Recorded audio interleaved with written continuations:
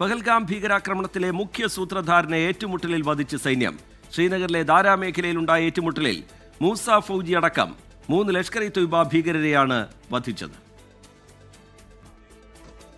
ഡച്ചിഗാം ദേശീയോദ്യാനത്തിന് സമീപമുള്ള ഹർവാൻ പ്രദേശത്താണ് ഏറ്റുമുട്ടലുണ്ടായത്.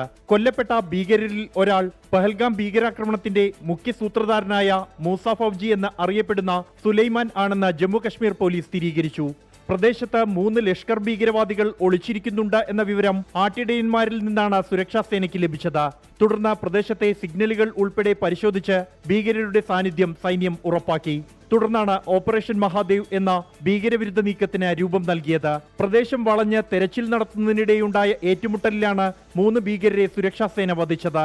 ഇവരുടെ താവളത്തിൽ നിന്നും AK-47 തോക്കുകളും വൻ ഗ്രനേഡ് ശേഖരവും സൈന്യം കണ്ടെടുത്തു. ഓപ്പറേഷൻ മഹാദേവിന്റെ ഭാഗമായുള്ള തെരച്ചിൽ പ്രദേശത്ത് തുടരുകയാണ്.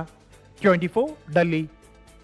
ലോകത്തെവിടെയായാലും ഏത് സമയത്തും 24 വാർത്തകളും ഓഗ്മെന്റഡ് റിയാലിറ്റി പാക്കേജുകളും എക്സ്പ്ലെയിനറുകളും വിശദമായി കാണാൻ ഞങ്ങളുടെ യൂട്യൂബ് ചാനൽ നിങ്ങൾക്ക് സബ്സ്ക്രൈബ് ചെയ്യാം.